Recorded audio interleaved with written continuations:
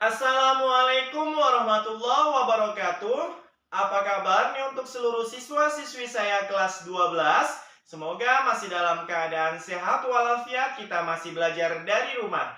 Baik, kembali lagi bersama saya Bapak Mahmudi Pradayu Esos dalam pelajaran sosiologi. Sosiologi mengasyikkan.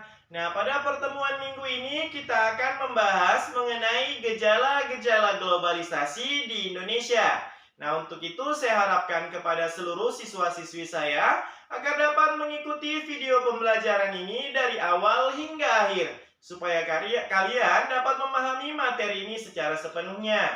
Jangan mengikuti video pembelajaran ini hanya untuk kepentingan absensi saja. Baik, langsung saja sebelum belajar, marilah kita berdoa menurut agama dan kepercayaan kita masing-masing. Berdoa dimulai.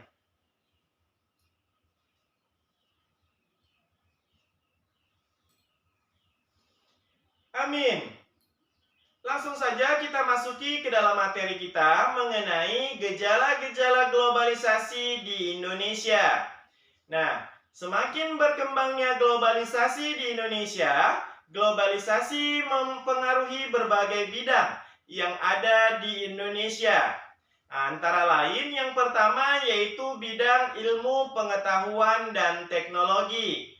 Nah, globalisasi dalam bidang ilmu pengetahuan dan teknologi merupakan sebuah satu kesatuan yang tidak dapat dipisahkan. Kenapa? Karena semakin berkembangnya ilmu pengetahuan, maka akan semakin berkembangnya teknologi. Teknologi baru tidak akan muncul apabila pengetahuannya tidak diperbaharui.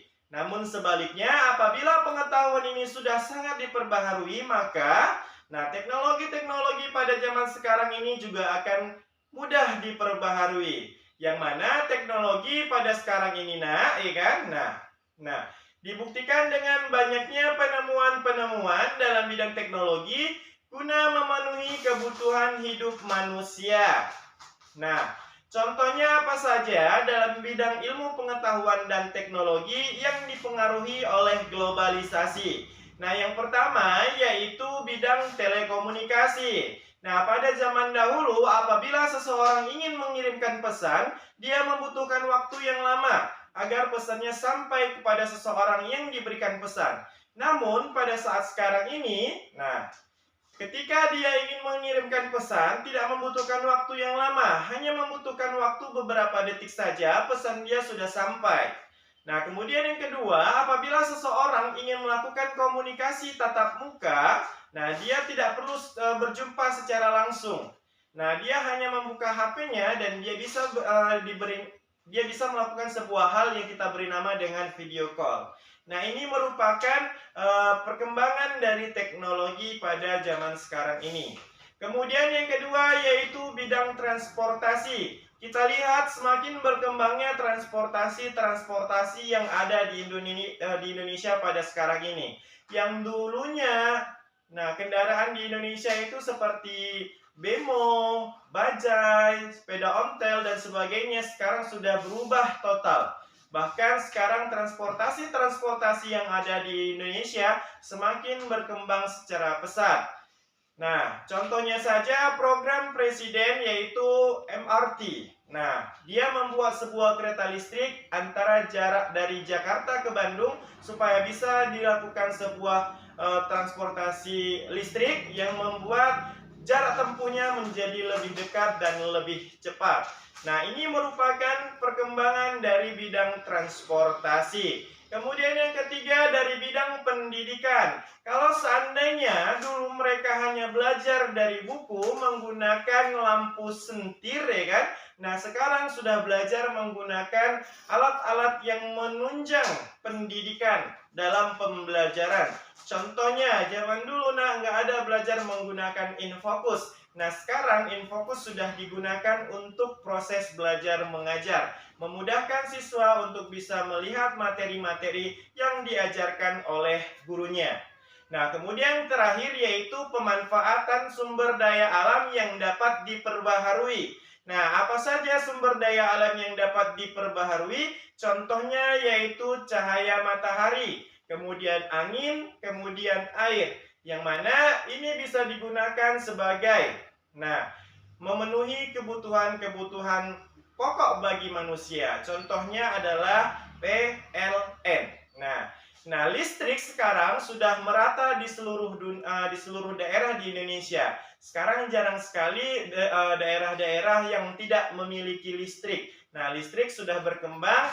Nah, jadi yang dahulunya Indonesia mungkin gelap gulita, sekarang menjadi terang benderang. Nah, ini merupakan perkembangan di bidang ilmu pengetahuan dan teknologi yang dipengaruhi oleh globalisasi. Nah, yang kedua yaitu bidang ekonomi. Nah, di dalam bidang ekonomi meningkatnya saling ketergantungan ekonomi negara di dunia berkat percepatan pergerakan barang, jasa, teknologi, dan modal lintas perbatasan.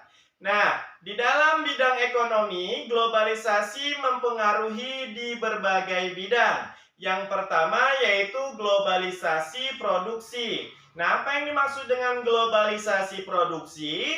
Globalisasi produksi ditandai dengan berdirinya perusahaan yang melakukan sebuah produksi di berbagai negara. Saya contohkan misalnya HP, atau handphone.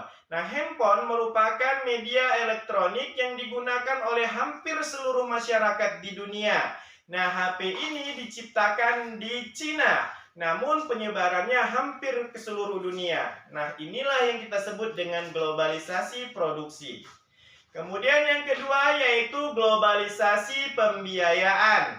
Nah, di dalam globalisasi pembiayaan, diartikan sebagai perusahaan multinasional lebih mudah untuk meminjamkan atau melakukan investasi di negara-negara yang ada di dunia.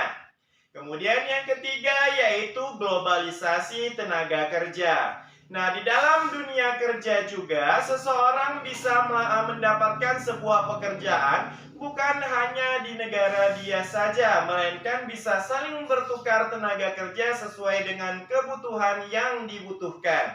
Contohnya, masyarakat Indonesia kerja di luar negeri, begitu juga sebaliknya orang luar bekerja di negara kita. Nah, ini kita sebut dengan globalisasi tenaga kerja, karena mereka diberikan kebebasan untuk memasuki lintas negara masing-masing. Nah, yang keempat yaitu globalisasi jaringan informasi.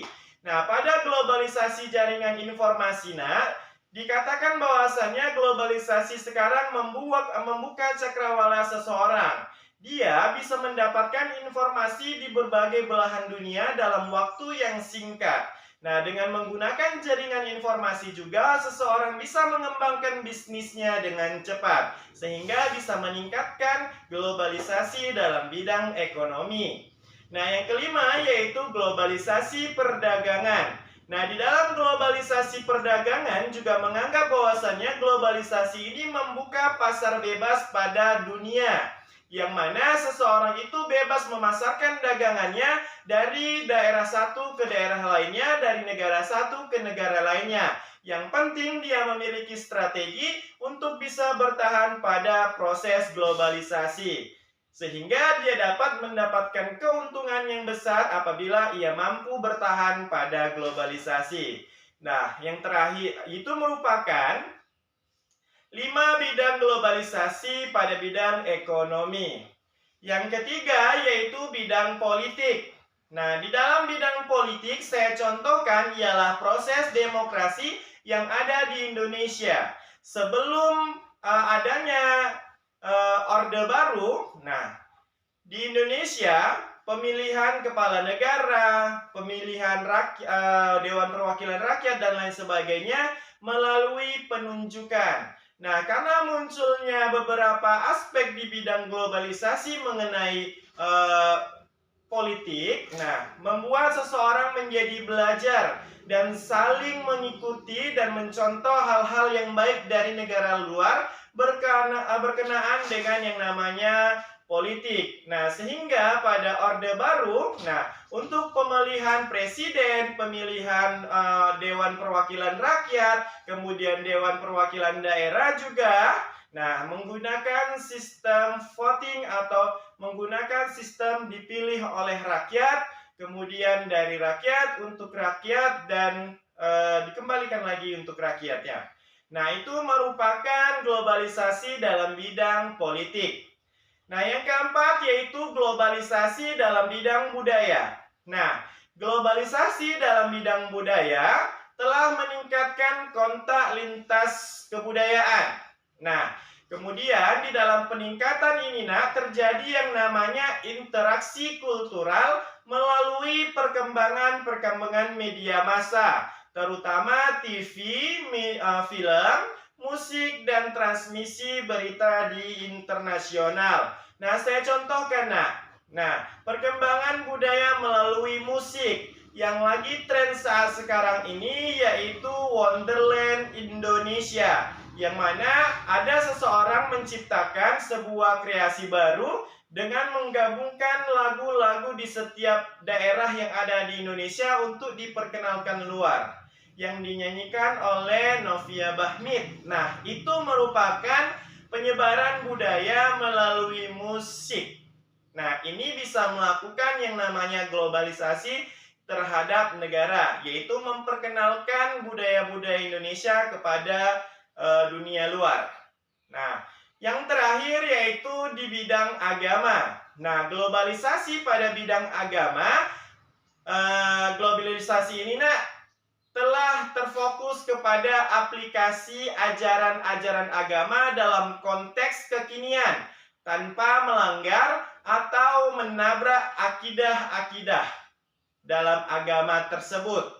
Nah, globalisasi juga memicu penganut agama untuk memahami dan menghargai penganut agama yang lain dalam konteks toleransi, sehingga tercerminlah yang namanya kehidupan yang harmonis dalam masyarakat multikultural yang terdiri dari berbagai jenis agama yang ada di Indonesia. Nah, itulah dia pembahasan kita mengenai gejala-gejala globalisasi yang ada di Indonesia, yang terjadi pada 5 bidang yang ada di Indonesia: bidang ilmu pengetahuan dan teknologi, bidang ekonomi, bidang politik, bidang budaya, dan bidang agama. Cukup sekian pembahasan kita pada hari ini. Apabila ada yang kurang paham, bisa ditanyakan di dalam kolom komentar. Cukup sekian, saya akhiri. Assalamualaikum warahmatullahi wabarakatuh.